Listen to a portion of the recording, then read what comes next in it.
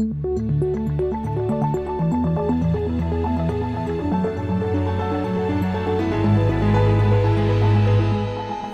This Morning.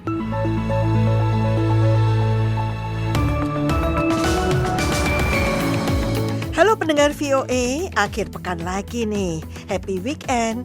Salam dari kami dari Ibu Kota Amerika di Washington DC. Saya Puspita Sariwati, senang sekali dapat menemani Anda berakhir pekan. Kami di sini serasa hidup kembali karena udara segar dan bunga-bunga bermekaran dimanapun. Ya, musim semi juga dimeriahkan dengan berbagai kegiatan di luar gedung tentunya, seperti festival musik dan seni budaya. Baiklah pendengar, kami buka acara VOA This Morning ini bersama saya di studio 17 VOA dengan produser Bani Rahayu dan operator siaran Nicholas Ivanov. Kami telah menyusun berbagai laporan untuk Anda, di antaranya Jokowi dan Menlu Tiongkok bahas kerjasama ekonomi hingga isu Timur Tengah. Pak Presiden menyoroti di bidang perdagangan misalnya, volume atau nilai terus meningkat dan kita melihat terus lebih seimbang. Pendengar, Menlu Ukraina minta DPR AS setujui bantuan militer untuk Ukraina. In this regard, I would also like to call on the members of the House to support the supplemental. Jangan lupa pendengar, Anda juga bisa mendengarkan VOA This Morning secara live streaming di www.voaindonesia.com atau kapan saja di platform podcast langganan Anda seperti Spotify, YouTube Podcast, atau Apple Podcast. Kini kami sampaikan dulu Warta Berita Dunia. Google memecat 28 pegawainya menyusul protes yang mengganggu mengenai kontrak perusahaan raksasa teknologi itu dengan pemerintah Israel, kata juru bicara Google hari Kamis. Protes hari Selasa itu diselenggarakan oleh kelompok No Tech for Apartheid yang telah lama menentang Project Nimbus, yaitu kontrak gabungan Google bernilai 1,2 miliar dolar dengan Amazon untuk menyediakan layanan cloud untuk pemerintah Israel. Dalam video demonstrasi, tampak polisi menangkap pekerja Google di Sunnyvale, California, di kantor CEO Google Cloud, Thomas Kurian, menurut postingan kelompok advokasi di X. Kantor Kurian ditempati selama 10 jam, kata kelompok advokasi itu. Para pegawai Google memegang poster bertuliskan Google menentang genosida, mengacu pada tuduhan serangan Israel di Gaza. No Tech for Apartheid juga mengadakan protes di New York dan Seattle, mengutip pada artikel majalah Time edisi 12 April. Artikel itu melaporkan draft kontrak Google yang menagih Kementerian Pertahanan Israel lebih dari $1 juta untuk layanan konsultasi. Juru bicara Dewan Keamanan Nasional AS John Kirby mengatakan hari Kamis AS terus menjatuhkan sanksi terhadap Iran dan menambahkan bahwa sanksi-sanksi itu akan bersifat kumulatif. Kirby melontarkan komentar itu di atas pesawat Air Force One ketika Presiden Joe Biden melakukan perjalanan ke Philadelphia, tidak lama setelah AS dan Inggris menerapkan sanksi baru terhadap Iran. Sanksi dijatuhkan seiring meningkatnya kecemasan bahwa serangan Teheran yang belum pernah terjadi sebelumnya terhadap Israel dapat memicu perang yang lebih luas di Timur Tengah. That over the last 3 years, we've done 600 sanctions across a wide range of entities and individuals, organizations and businesses. Dalam 3 tahun terakhir, kami telah menerapkan 600 sanksi terhadap berbagai entitas dan individu, organisasi dan bisnis di seluruh Iran. Ini secara khusus ditujukan terhadap kemampuan drone mereka, ujarnya. Namun tampak praktisnya mungkin terbatas karena banyak dari perusahaan yang menjadi target sudah dikenai sanksi AS dan individu-individu yang menjadi sasaran sanksi-sanksi baru tidak memiliki aset di wilayah hukum AS.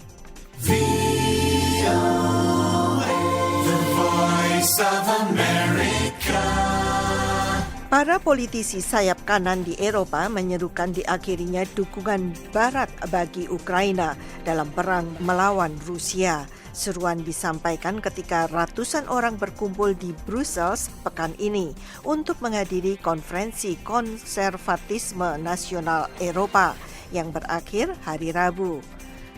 Wali kota Brussels berusaha menutup konferensi itu karena alasan keamanan yang memicu tuduhan adanya serangan terhadap hak kebebasan berbicara. Perdana Menteri Hongaria Viktor Orban berada pada puncak daftar pembicara pada acara itu. Yang menjadi perhatiannya adalah musuh-musuhnya Uni Eropa, imigrasi, dan multi budaya. Saya pikir setiap negara mempunyai hak untuk memutuskan masa depan mereka sendiri. Jadi, seseorang ingin mencoba menciptakan masyarakat campuran, komunitas Kristen dan Muslim, dan kelompok liberal yang hasilnya akan baik, silakan melakukannya. Itu nasib kalian, masa depan kalian. Tetapi jangan memaksa kami melakukannya, kata Orban pada konferensi itu. Kami berpendapat pencampuran dua peradaban tidak akan menghasilkan hal-hal yang baik. Barcelona didenda $26.000 oleh Persatuan Sepak Bola Eropa atau UEFA pada hari Kamis karena para penggemarnya memberi hormat ala Nazi dan menunjukkan gerakan monyet pada pertandingan Liga Champions melawan Paris Saint-Germain atau PSG pekan lalu. Sekian Berita Dunia, saya Puspita Sariwati. Pendengar, Menteri Luar Negeri Republik Rakyat Tiongkok atau RRT Wang Yi melakukan kunjungan kehormatan kepada Presiden Joko Widodo di Istana Kepresidenan Jakarta hari Kamis. Dalam pertemuan yang berlangsung selama kurang lebih 1 jam itu, keduanya membahas berbagai isu penting. Menteri Luar Negeri Indonesia, Retno LP Marsudi mengatakan pertemuan antara Wang Yi dan Jokowi diantaranya membahas peningkatan kerjasama dalam bidang ekonomi yang saling menguntungkan. Pak Presiden menyoroti di bidang perdagangan misalnya, volume atau nilai terus meningkat dan kita melihat terus lebih seimbang. Jadi sudah sangat lebih seimbang dilihat dari perdagangan bilateral dua negara. Sebagai catatan, Tiongkok merupakan mitra dagang terbesar Indonesia dengan volume perdagangan mencapai lebih dari $127 miliar Amerika Serikat. Tiongkok juga merupakan salah satu investor asing terbesar di Indonesia dengan arus investasi lebih dari $7,4 miliar Amerika Serikat pada tahun 2023. Retno menjelaskan dalam pertemuan tersebut Jokowi meminta kepada Wang Yi agar Tiongkok membuka akses pasar bagi produk Indonesia ke Tiongkok dan menyelesaikan masalah-masalah terkait protokol impor untuk produk pertanian dan perikanan Indonesia. Jokowi juga katanya mengharapkan Tiongkok bisa ikut andil dalam pembangunan IKN di Penajam Pasir Utara, Kalimantan Timur, khususnya dalam bidang moda transportasi. Zulfikar Rahmat, Direktur Pusat Kajian Tiongkok dan Indonesia di Celios mengatakan pembicaraan kerjasama ekonomi yang dilakukan di dalam setiap pertemuan Indonesia dengan Tiongkok selalu sama dari waktu ke waktu. Ia mengakui bahwa secara angka, baik dalam hal neraca perdagangan maupun investasi Tiongkok selalu mengalami peningkatan dari waktu ke waktu. Namun, Zulfikar menyayangkan Indonesia kerap tidak membahas isu-isu sensitif yang menurutnya harus diselesaikan agar hubungan bilateral antara Indonesia dan Tiongkok bisa lebih baik lagi ke depannya. Saya mau tadi melanjutkan ke Surabaya, tapi tidak dibahas bagaimana isu-isu kemarin ketika pembangunan Jakarta-Bandung. Hutang yang masih belum jelas kapan bisa terbayarkan, kemudian isu kecelakaan pekerjaan dan seterusnya tidak dibahas. Belum lagi dampak negatif investasi Cina terutama di sektor nikel tidak dibahas. Ia menilai apabila isu-isu sensitif tersebut tidak dibahas, pertemuan yang cukup sering antara Indonesia dan Tiongkok tidak memiliki substansi yang penting. Jadi untuk menciptakan hubungan yang sehat itu tidak hanya dilihat dari kuantitatif, tapi juga dilihat dari segi kualitas. Masalah-masalah yang masih menjadi enigma ya dalam hubungan Indonesia-China juga perlu diselesaikan. Dari Jakarta, Gita Intan melaporkan untuk VOA Washington.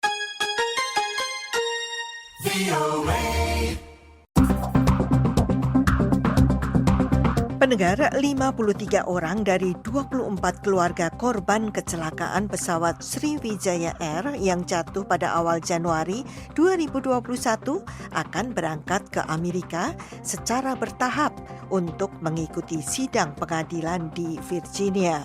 Mereka menuntut Boeing atas apa yang mereka duga sebagai kerusakan pada pesawat. District Court for the Eastern District of Virginia, pengadilan yang akan menyidangkan kasus gugatan hukum keluarga korban jatuhnya pesawat Sriwijaya Air tahun 2021 lalu, siap melangsungkan sidang dalam waktu dekat ini. Kuasa hukum 24 anggota keluarga korban pesawat Sriwijaya Air SJ182, Columbanus Priardanto dalam jumpa pers hari Rabu mengatakan hakim pengadilan itu telah mengeluarkan putusan sela yang tegas menolak permintaan pengacara Boeing agar tuntutan 24 keluarga korban Sriwijaya Air SJ182 tersebut dikembalikan ke Indonesia. Columbanus mengatakan sidang yang akan dimulai ini masih dalam tahap deposisi, di mana Boeing diberi kesempatan bertemu dan bertanya kepada para korban sebagai ahli waris. Deposisi merupakan proses memberikan gambaran tentang kerugian yang dialami para korban akibat adanya kerusakan pada pesawat Sriwijaya Air.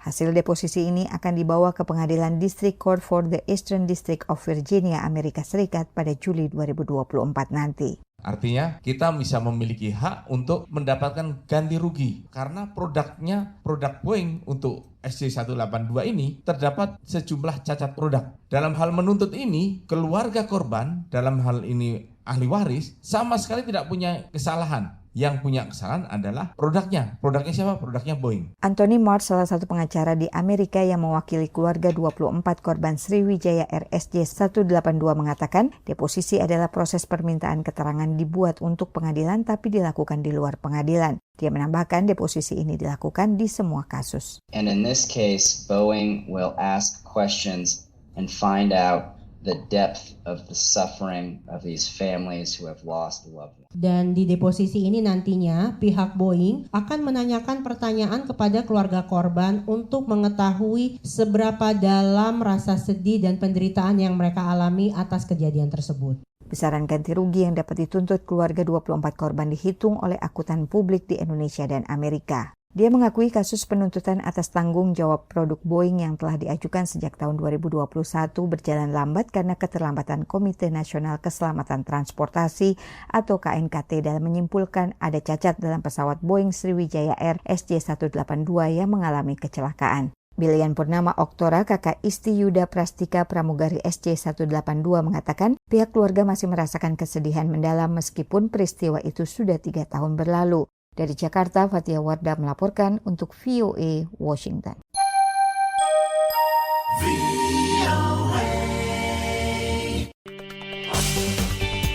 Di tengah gencarnya serangan Rusia terhadap Ukraina, Menteri Luar Negeri AS dan Ukraina mendesak DPR AS untuk menyetujui paket bantuan militer ke Ukraina. Sementara itu, juru bicara Kremlin menyatakan bahwa bantuan AS sama sekali tidak akan mempengaruhi situasi di medan perang. Menteri Luar Negeri Amerika Serikat Antony Blinken dan Menteri Luar Negeri Ukraina Dmytro Kuleba mendesak Dewan Perwakilan Rakyat Amerika Serikat untuk menyetujui bantuan militer ke Ukraina dalam pertemuan Menteri Luar Negeri negara G7 di Capri, Italia.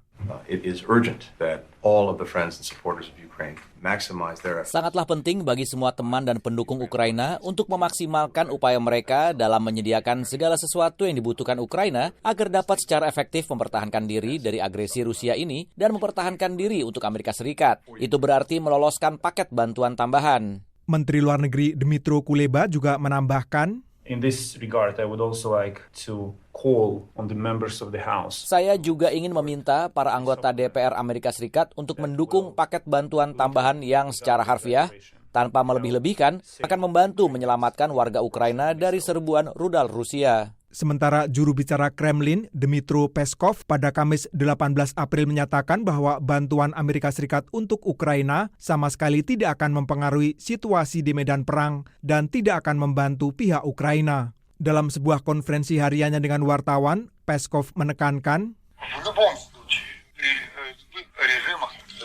bagaimanapun juga, kami melihat segala bentuk pemberian bantuan apapun secara de facto sebagai upaya untuk memprovokasi Ukraina ke dalam perseteruan yang lebih sengit, hingga rakyat Ukraina yang terakhir bertahan dapat menjamin keuntungan bagi Amerika Serikat. Sebelumnya, Presiden Amerika Serikat Joe Biden pada Rabu 17 April menyampaikan dukungan kuatnya atas rancangan undang-undang oleh Ketua DPR Amerika Serikat dari Partai Republik Mike Johnson untuk memberikan bantuan kepada Ukraina, Israel, dan Taiwan, sebuah sinyal dukungan bipartisan yang penting dalam sebuah upaya mendesak untuk menyetujui pendanaan sebesar 95 miliar dolar Amerika Serikat atau sekitar 1.584 triliun rupiah kepada sekutu-sekutu Amerika Serikat tersebut pekan ini. Pasca kemelut yang dihadapinya selama berhari-hari soal bagaimana menindaklanjuti paket bantuan tersebut, Johnson mengajukan rencana untuk menggelar pemungutan suara atas 3 paket pendanaan, yaitu pengiriman dana 61 miliar dolar Amerika Serikat untuk Ukraina, 26 miliar dolar Amerika Serikat untuk Israel, dan 8 miliar dolar Amerika Serikat untuk para sekutu di Indo-Pasifik, serta beberapa proposal kebijakan luar negeri lainnya dalam rancangan undang-undang keempat. Dalam perkembangan yang berbeda, saat ini Rusia telah menguasai sekitar 18% wilayah Ukraina dan para pemimpin negara serta kepala intelijen Barat mengatakan bahwa perang ini berada di titik persimpangan yang dapat mengarah pada kemenangan Rusia dan menjadi bentuk penghinaan terhadap Barat, kecuali jika Ukraina segera memperoleh lebih banyak dukungan. Perang Rusia melawan Ukraina telah memicu krisis terburuk dalam hubungan antara Moskow dan Barat sejak krisis rudal Kuba 1962 menurut para diplomat Rusia dan Amerika Serikat. Dari Washington, tim VOA melaporkan.